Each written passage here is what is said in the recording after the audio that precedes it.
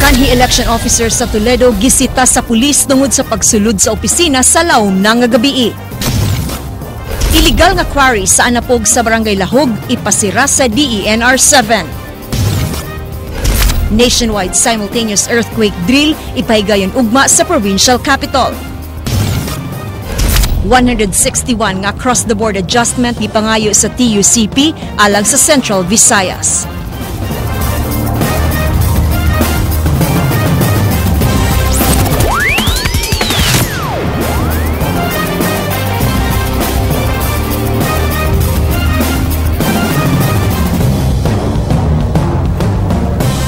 May hapon sugbog Kabisayan, usa ang patay samtang 13 ang angol dihang gibanggaan ang usa ka multicab nga dipasahero sa usa ka truck de karga. Driver sa multicab dugay naugkat human napiit sa panagbangga. Kini giaksyonan ni Kyle Chua. Nahitabo ang panagbangga pasado alas 4 sa kaganihang buntag. Kini nahitabo sa dalan JP Rizal Basak Highway Takbayan sa Mandaue. Ang delivery truck nga nagkarga og mga manok ug gimaneho ni Michael Ruel nga taga Bourbon, Cebu, nagpaingon sa Compostela. Matud sa usa ka taxi driver nga si Jesse Tubilan, iyang nakita ang dikarga nga misugat kanila subay sa ilang lane sa dalan. Nakalikay siya apan ang multicab nga nagsunod niya ang naigo sa dikarga. Nagtuo siya nga nakatulog ang driver sa dikarga. Damage gigamay nga ako ba? O mo to yung nagrabihan, o man siya kabantay nga kuan, ako kabantay mo ko. Sa imong tanaw sa kusog ng kapanagang truck di karga? Di man gyud kusog kayo, pero o man siya magsubay siya linya nga wa man tay ni agih pikas. Napiit ang driver sa multicab ug gitabangan sa pag-ugkat sa mga sakop sa medical teams. Sutaon sa mga investigador kung ngano sa pikas lane na misubay ang truck di karga. Ang dako nga truck, murag ni counter na sila. Pero ako sa wapan ako ma-imbestigahan driver na sa inungdan nganong na dito siya agi sa pikas lane. Matod sa driver sa dikarga nga si Michael, kusog-kusog ang iyang dagan dihang dunay milabang nga iyang gilikayan. Dugang niya nga dangog sa dalan tungod sa taligsik ug na-slide ang truck. Kusog ang dagan ako. Break na ko sa kuan man ni. Dahil sa ligid ba? Ungog. Nag-uwan ako gumura? Nag-uwan di. Nga ba? Basta kuan. Kanang multicab. Kanang multicab natin ay kalikayan ta siya. Yan pong isugat nun.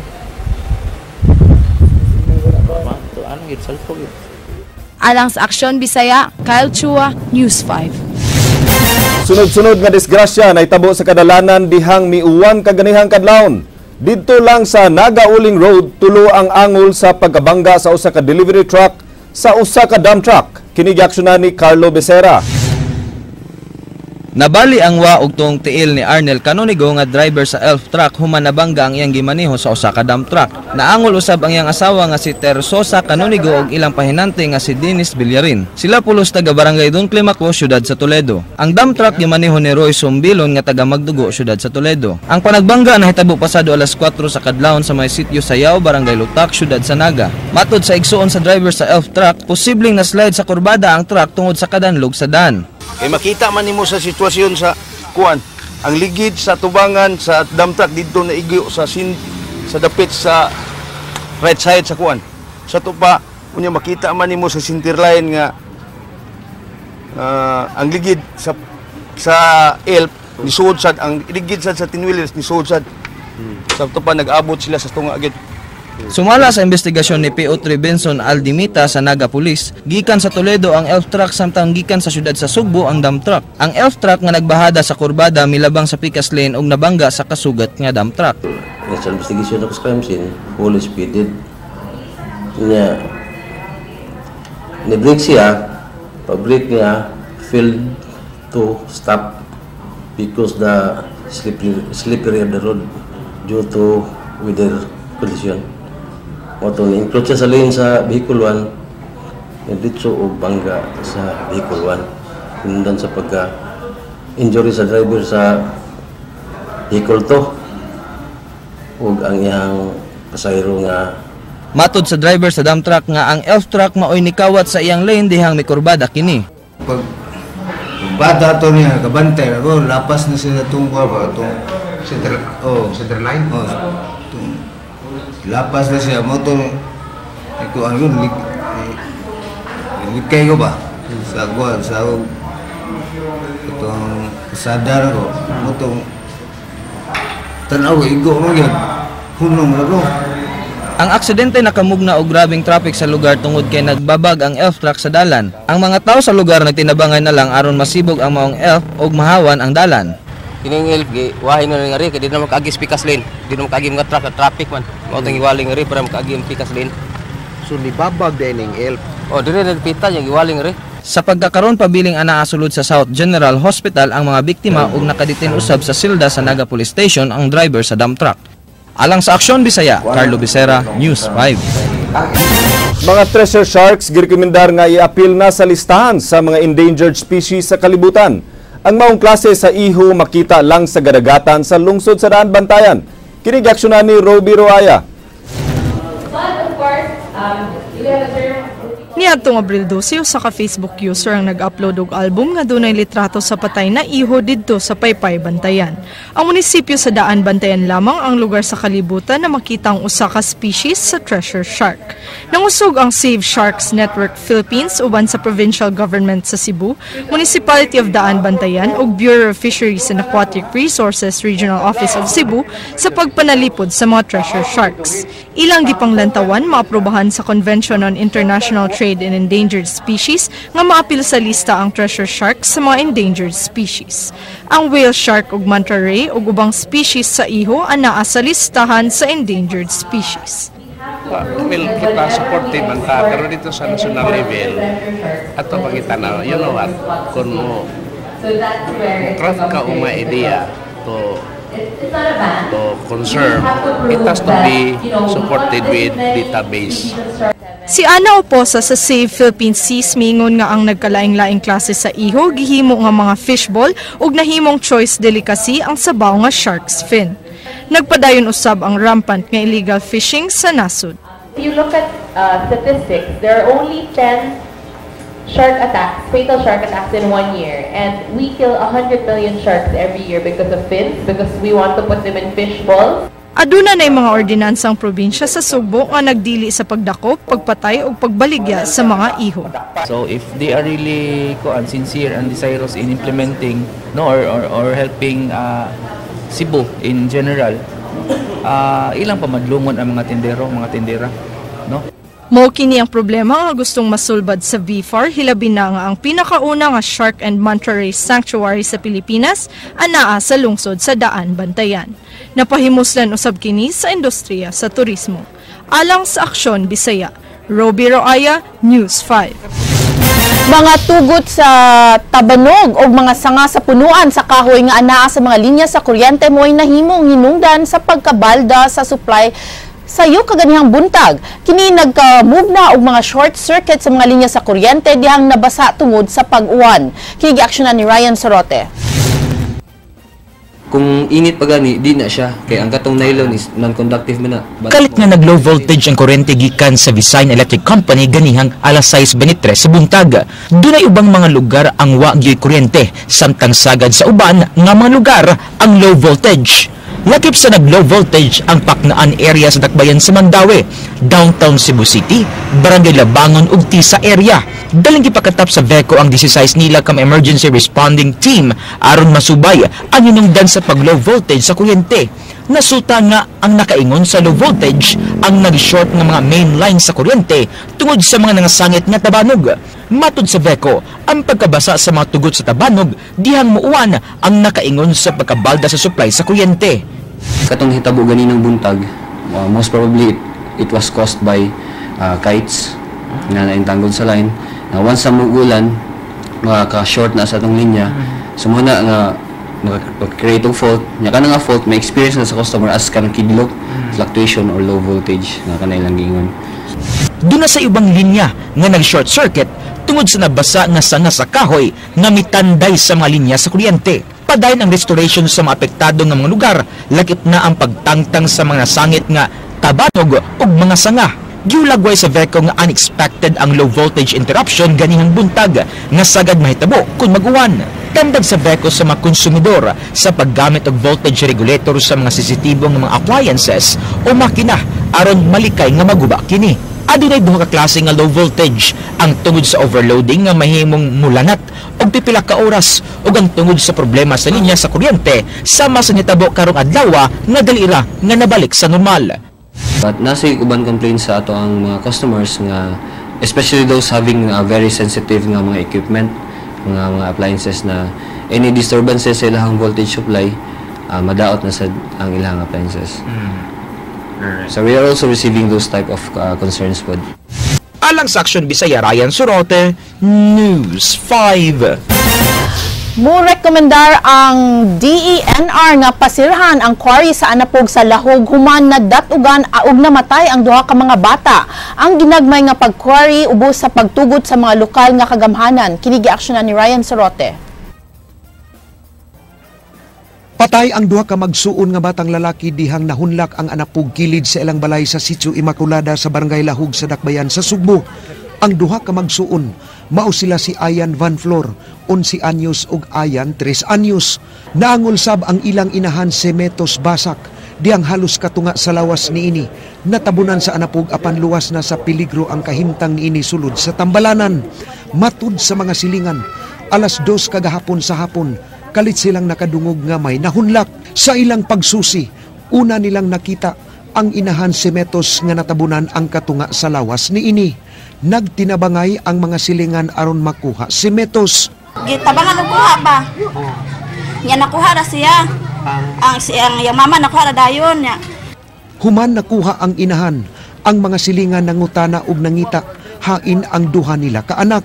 Apan tubag sa inahan og ang kapuyo niini si Ayan Sr. nga nagduwa nila ag sa silingan ang duha ka bata. Paglabay sa 20 ngadto sa 30 minutos, wa makit-i ang duha ka bata. Nagduda na ang mga silingan nga posibleng natabunan kini sa Anapog ug gisugdan nila og kubkub ang nahunlak nga bahin. Wa man gyud nakita pagpangita, gikalot na mo diha. Gikalot na mo.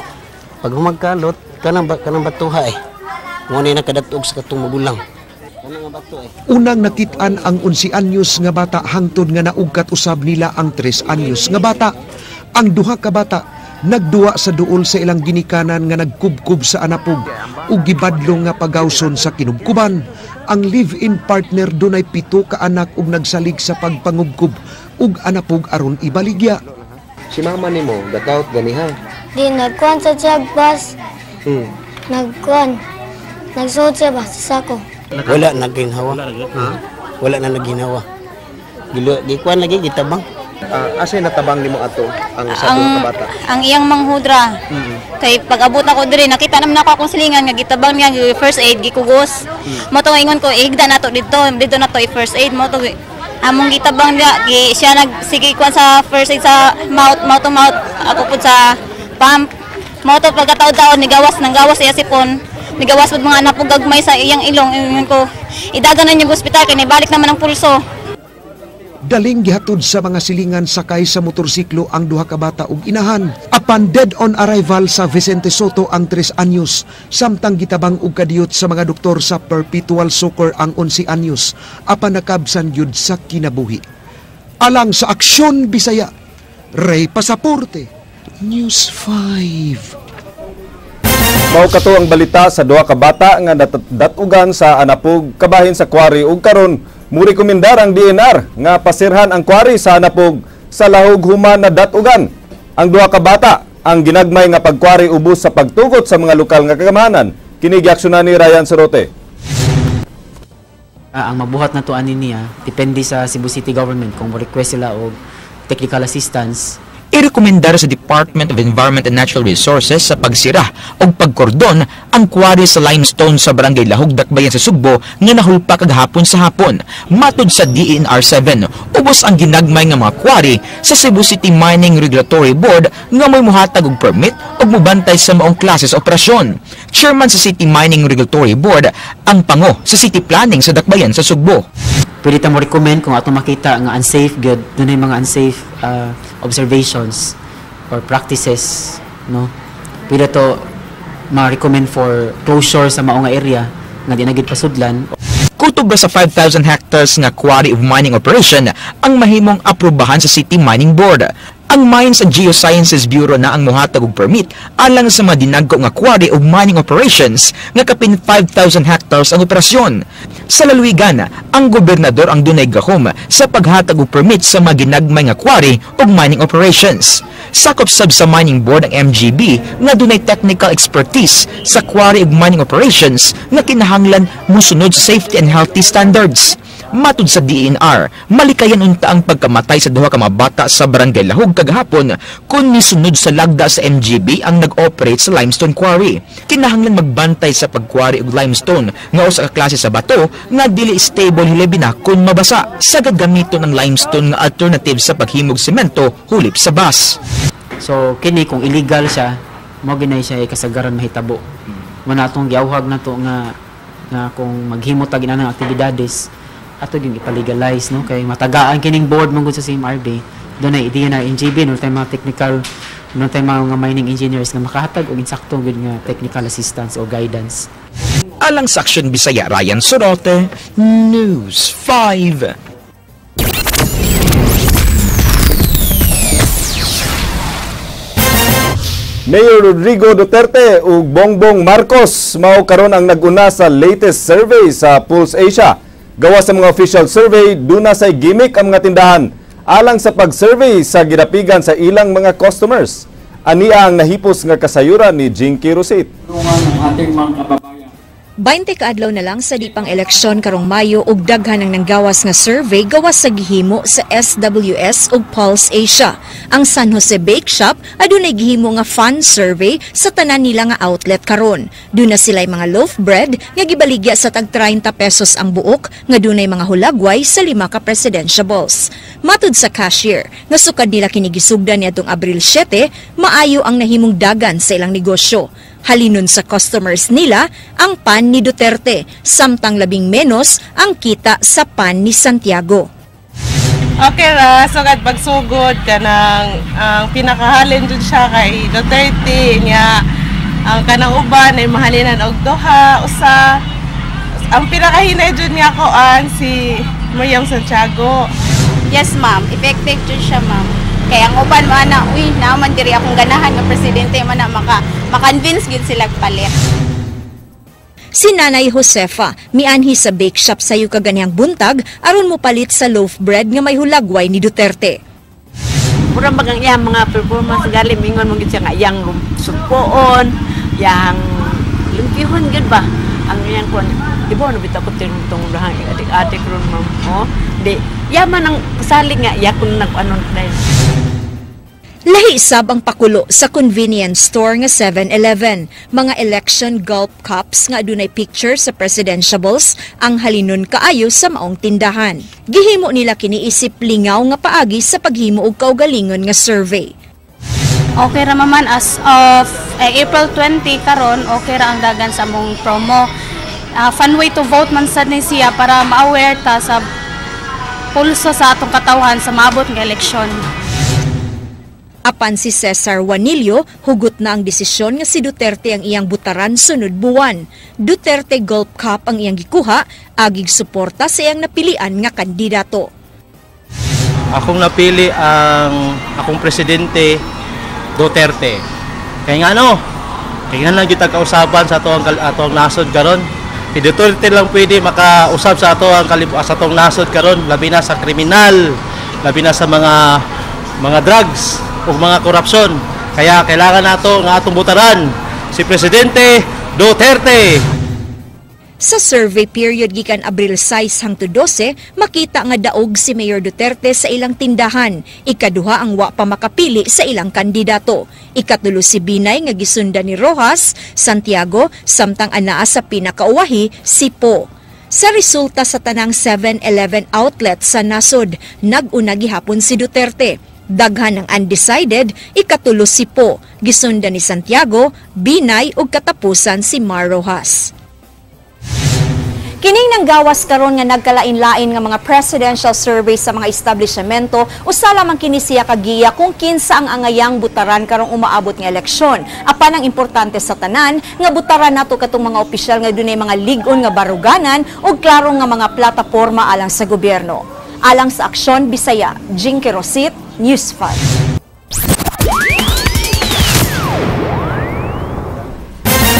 134% nga misaka ang mga kaso sa dengue dinhi sa Central Visayas. Naguna ang dakbayan sa Subo nga adunay 613 ka mga kaso karong tuiga gikan sa 375 dengue cases sa miaging tuig. Kini gi-aksyonan ni Christine Gallego. Nangandam na ang DOH Region 7 alang sa pag-apud-apud sa anti-dengue vaccine sa publiko atol sa pagsaulog sa National Immunization Month karong buwana. Nunot kini sa pagtaas sa kaso sa dengue sa rehiyon nga misaka og 134% kung itandi sa susamang panahon sa miaging tuig. So when we say of side effects, they are minor reaction sa vaccine, sa bakuna, pero kung adverse effects mas serious na siya nga reactions. Nag-una nga adunay labing taas nga kaso sa dengue ang Cebu City nga mikabat sa 613 ka kaso gikan sa 375 cases sa miaging tuig. Gisundan kini sa Mandaue nga adunay 226 cases ug Toledo City nga adunay 183 cases. Sa Negros Oriental apektado ang duha ka syudad sa Dumaguete ug Bais City. Samtang sa Bohol adunay daghang kaso sa Tubigon, Tagbilaran ug Talibon. Sa press con sa DOH, nagitumbok ang mga posibleng side effects sa vaccination. Apan i-prioritize sa Department of Health ang paghatag og dengue vaccine sa National Capital Region, Region 3 ug Region 4A. Kini ang mga nagunang lugar nga adunay labing daghang kaso sa dengue sa tibuok nasod. Gisalikoy sa DOH ang mga report sa side effects sa mga nadapatan sa bakuna human gireklamo nga gidali-dali nila ang pag-administer sa tambal. Rare gyud ang adverse effects gyud. Though we normally for patients nga atong gihatagan og mga routine nga immunization, natay mga common nga side effects. Alang sa Aksyon Bisaya, Christine Gallego, News 5. Kanhi election officer sa Toledo City gisita sa kapulisan tungod sa pagsulod sa opisina sa COMELEC bisan lawm ng gabii. Ang mga pulis nakadawat og reklamo sa mga tawo nga nagduda sa gibuhat niini sa opisina bisan gibalhin na kini og lain nga assignment. Kini gi-aksyonan ni Ray Pasaporte. Kanhi na-assign sa Toledo City Attorney Michael Sarno nga mao na karon ang election officer sa Cebu City South District. Apan, gikataho nga gidakop siya kagabii. Humanasakpan sulod sa opisina sa COMELEC sa Toledo. Kagabii, ang kapulisan sa Dakbayan sa Toledo unang nakadawat report sa naalarma ang mga tao sa pagsulod ni Sarno sa buhatan sa COMELEC nga atbang lang sa police station bisan ug lawm ng gabii.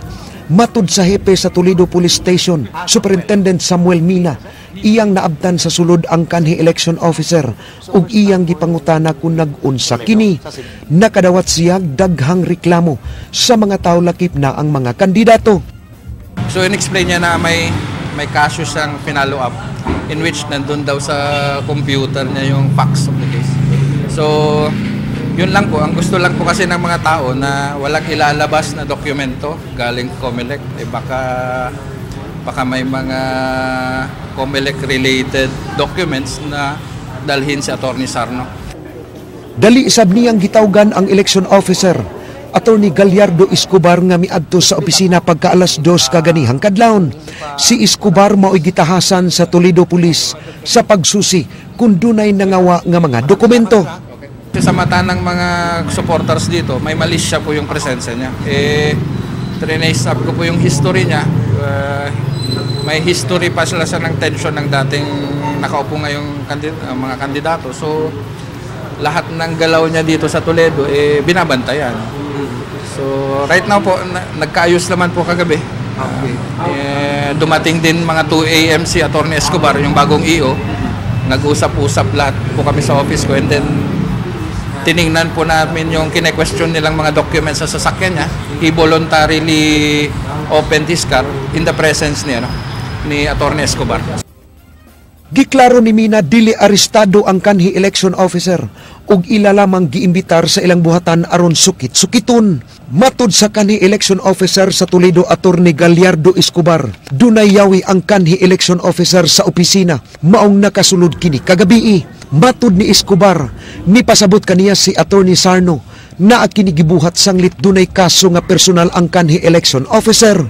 Nahimong isyo ang pagsulod ni Sarno, humandudahi nga dunay gipangsulod sa sakyanan nga dokumento gikan sa COMELEC.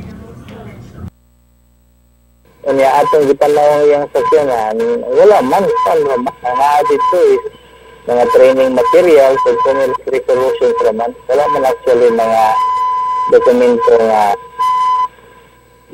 wala kabahin sa eleksyon. So, posible katurang mga katong files sa iyahang kaso? Wala. So yung trabaho. Sa ako nila wala. Mura diyan nakalimtan rin sa iyang office. Sa iyang dito.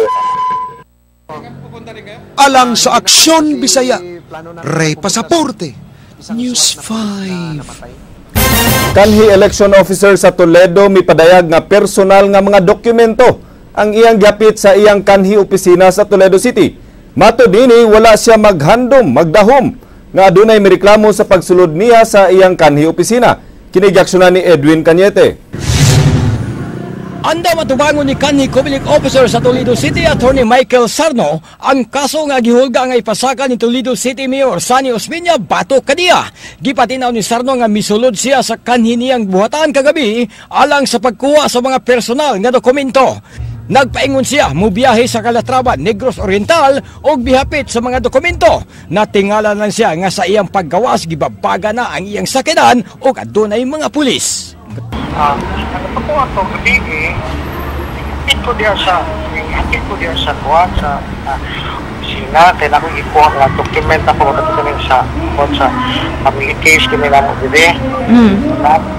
Kunya, pagkuha ko dito, basa-basa ko dito, kaya ikan man ko itong Cebu, ikan kong Cebu atong hapon, siguro po mga alas 10 kape, hapit ko alas 11, basta po mga alas 11.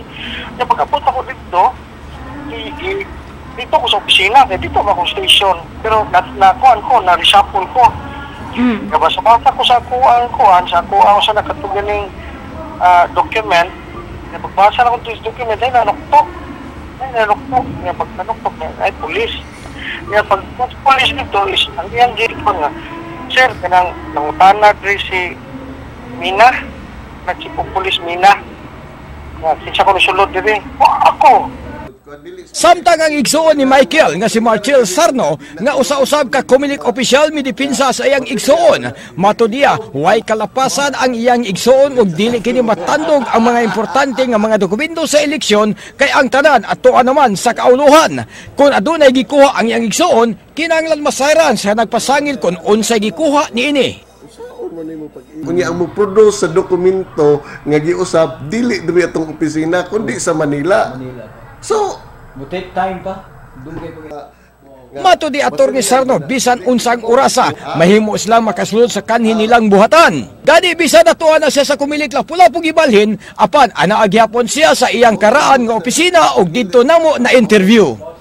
Alang sa Aksyon Bisaya, Ed Cañete, News 5. Duha ka tawo ang namatay samtang duha sab ang naangol human nabangga ang Toyota Innova pasado alas 9 kagabi didto sa National Highway sa Barangay Candagit sa lungsod sa Sibunga. Ang namatay mao si PO1 Anthony Heredia, 27 anyos ug Dexter Cabe, 32 anyos, samtang naangol na ila nga sila si Kichi Salado ug Sheila May Lota. Gikan ang mga biktima sa lungsod sa Dalaget, sakay ang Toyota Innova nga gimaneho ni PO1 Heredia ug paingon sa Dakbayan sa Sugbo. Pag-abot nila sa naitabuan, giingong kusog nga nagparagan si Heredia, hinungdan na wad-an kini og control. Gumikan sa kakusog sa impact na tagak sa bungaw ang may gilawmon nga napulo katiil ang sakyanan. Daling gidala ang mga biktima sa Karkar Provincial Hospital apan dead on arrival si Cabe ug Heredia.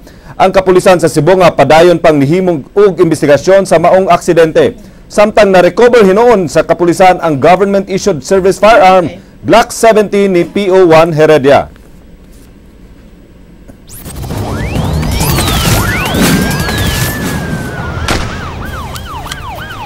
Mga punuan sa marijuana na kumpiska sa mga sakop sa City Intelligence Branch kagahapon. Si Ray Pasaporte sa detalye.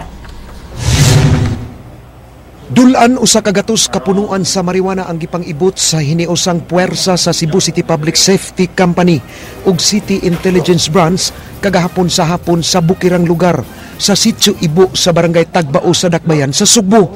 Ang CIB nakadawat og impormasyon gikan sa nagpakabana nga residente sa dapit pila ka adlaw sa wala pa nila himua ang operasyon. Walay nadaktan ang kapulisan nga responsable sa pagtanom niini apan na ilhanan nila ang tawo nga gipiyalan niini. O gilakaw ni namog mga almost 6 kilometers o medyo apiki jud kaya ang lugar. Matud ni Chu, nakig-alayon sila sa barangay kapitan sa lugar Ana Tabal aron mahibaw-an nila kung kinsay tag-iya sa yuta nga gitamna niini kay plano nilang pasakaan og tukmang kaso. Usa ni sa ato mga prevention for if ever na harvest ni siya, most likely mabaligya siya, no? So makita na to ang talamban sa area sa upper sa mga bukid area sa atong Dakbayan sa Sugbo, nag-exist gyapon na agihapoy mananom og mga ginadili na tanom sama sa marijuana. Matud ni Chu, ilahang i-turn over ang marijuana sa PNP Crime Laboratory. Alang sa Aksyon Bisaya, Ray Pasaporte, News 5.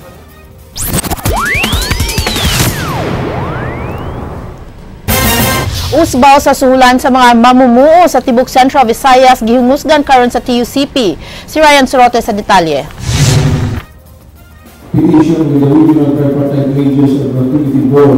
Dugang 161 pesos ang buot ipatuman nga wage adjustment sa Trade Union Congress of the Philippines alang sa mamumuo sa tunga-tungang Kabisayan. Dugang kini sa kasamtang 353 nga suhulan sa Central Visayas nga matud nila di nakaigo alang sa usa ka pamilya. Kung 353 ang suhulan karon, ang tinuod nga kantidad ini base sa cost of living og mga paliliton ang 242.28 centavos nga di kaigo. Usa sa mga hinungdan sa petisyon sa wage adjustment sa TUCP ang nagkamahal nga paliliton. Apektado usab ang mga patigayon sa rehiyon kung way kwarta ang mga tao kay wa na unya mo palit sa ilang mga produkto. Kinahanglan na matugpatag doon sa Regional Tripartite Wages and Productivity Board 7 ang ginalian nga panginahanglan sa mga mamumuo nga ana sa kalisod tungod sa kaubos sa suhulan. Ang mga hanyo ngadto sa mga miyembro sa Wage Board na unta masuklian ang mga mamumuo sa rehiyon sa ilahang saktong pahat considering na tipik o kabahin sa kalanduan sa negosyo ang mga mamumuo. Matud sa grupo, angay na usab ang adjustment sa suhulan tungod sa nasinati nga paglambo sa ekonomiya sa Central Visayas sa nakalabay nga matuig nga wagid mamatikdi sa katawhan. Karong hapon isumiter sa TUCP ang ilang wage adjustment petition sa RTWPB. Magpatawag consultation ang TUCP sa mga stakeholders. Niadtong naging tuig ni file ang TUCP og petisyon alang sa pagpausbaw sa suhulan, apan 13 pesos lang ang gitugot sa board.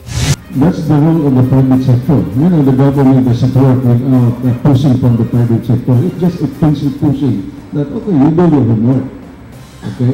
So, this is the role of the trade union. Dunay kapin 18,000 ka mga sakop ang TUCP dinhi sa Kabisayan. Alang sa Aksyon Bisaya, Ryan Sorote, News 5. Mga opisyal sa Kapitolyo andam manubag sa reklamo nga ipasaka batok kanila. Kabahin kini sa ilang pagpanghatag og 1 ka milyon sa mga barangay alang sa programa nga gasa sa kabarangayan. Kini aksyonan ni Jinky Rosit. Usa lang ang Provincial Treasurer's Office nga planong kasuhan sa One Cebu, may labot sa 400 million pesos nga pondo nga gihatag sa Capitol alang sa Clean and Green Beautification Project nga gitawag og gasa sa kabarangayan. Buot sa partidong One Cebu nga adunay full accounting sa kwarta nga giapod-apod ngadto sa mga kaalyadong opisyales sa Liberal Party. Gihulagway ni Winston Garcia nga gihimo sa LP usa ka desperate move alang sa kandidatura ni Governor Junjun Davide. Giklaro sa Provincial Treasurer nga si Emmanuel Gial nga wa siya mabalaka sa kasong ipasaka sa mga Garcia, sanglit na hibaw siya nga wa siya gisupak nga lagda pagpagawas sa maong pondo. Marso 20 nila girilis ang kwarta nga usa ka adlawng Domingo ug 5 ka adlaw sa wa pa magsugod ang campaign period. Kanang ako ko'y violation na na-committed sa against sa atong laws, especially election laws. Si Gial miklaro nga ang mga kapitan mismo mo'y miadto sa iyang buhatan ug didto na kini gi-release. Ang maong pondo giingon nga nagikan sa 20% development fund sa gobernador. Dugay naman ko diri sa treasury. Kanang 45 days before election, ato ga nag-observe. Muna nga pag-abutan ng March 25, wa na gina, lalo na gina siya nga atong releasing diri. Si Davide mao ang laing respondent sa reklamo. Apan ang tigpamaba sa Capitol nga si Ethel Natera miingon nga andam nilang atubangon ang mga reklamo batok nila. Gibasa na lang niya ang mensahe ni Davide nga gipadala pinaagi sa text message agig tubag sa mga akusasyon sa One Cebu. Dili ko mahibong nga tanan pasangil ipahid ni Winston batok sa Kapitolyo.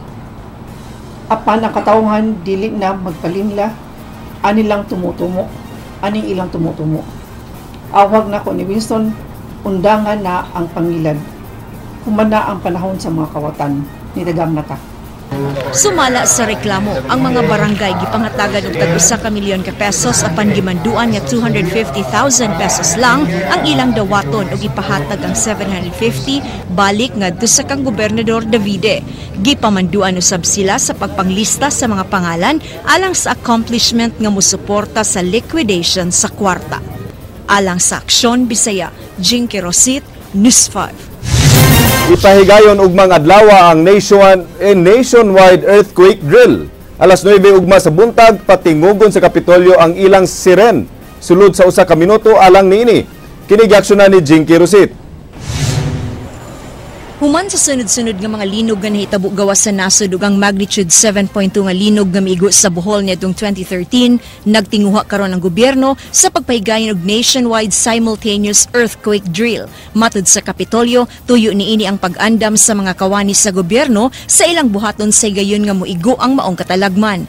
Alas 9 ugma sa buntag, gikatakda nga ipahigayon ng earthquake drill. Hangyoon sa Provincial Disaster Risk Reduction Management Office ang ubang mga LGUs nga mopahigayon usab niini.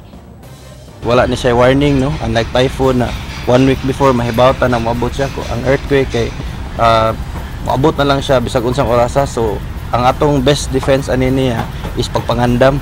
So lakip nga i-appeal sa earthquake drill ugma mo ang mga bisita sa Kapitolyo. Tumong niini nga mahibaw ang mga kawani kung unsay himuon sa ilang mga bisita panahon kung dunay pagtayog. Sulod sa usa ka minuto, patingugon ang siren sa Kapitolyo din kinahanglang muhimo og drop, cover and hold ang tanang tawo nga naasod sa maong edipisyo. kay kita sa Capitol sa provincial government naam sa tay kanang mga frontline services office na nagpa-kliyente ni so kung kinsay maaptan na kliyente tomorrow apil gyud namo og evacuate dili na mo labiyaan kay Inig-ablis sa klase karong Hunyo, nagtinguha ang PDRRMO nga mopaygayon gihapon sila og susamang drill sa mga eskwelahan.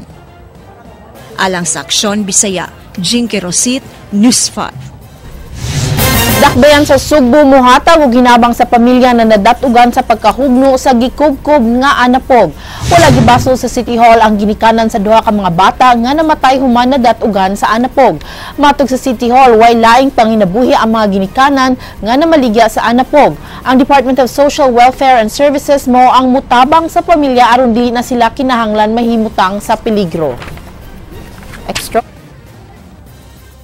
mao gyud na nakita nato nga rason kay basin pa sa asawa nga ang iyahang gibuhat para pagsustener sa ilang pamilya kay doon na sila daghang mga anak.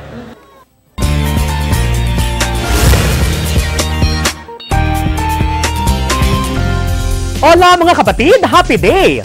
Mga nagkarayan delikasis ug mga pagkaong tatak Sugboanon, mao'y bida atol sa formal nga pagbukas sa Mactan Food Festival nga gidumala sa mga nagkadayang negosyante sa dakbayan sa Lapu-Lapu. Ang maong tinuig nga kalihukan ang pag-atangan gyud sa mga Sugboanon. Formal nga gisugdan ni atong Biyernes sa gabi ang kadaugan sa Mactan Food Festival nga giapilan sa mga establishmento sa Lapu-Lapu City. Sa isinta ka booth, nagilangkuban sa mga hotels, restaurant and spa, midalit sa barato nga presyo sa ilang mga pagkaon. Ang plantation-based farm resort mo'y midalit sa entertainment sa opening salvo.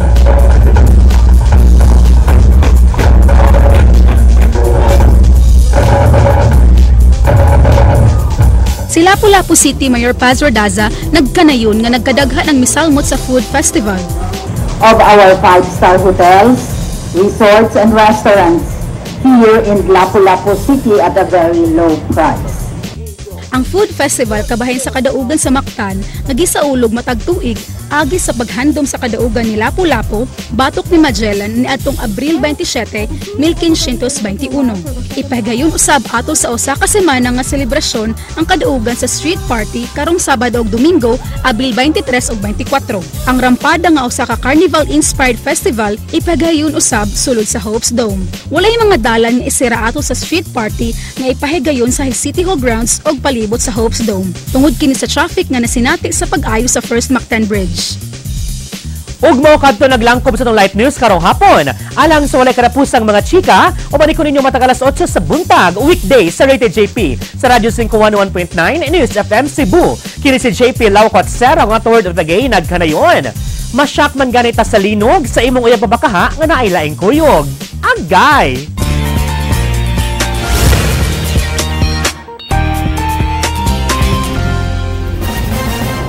Natayog na siguro ang kalibutan ni JP.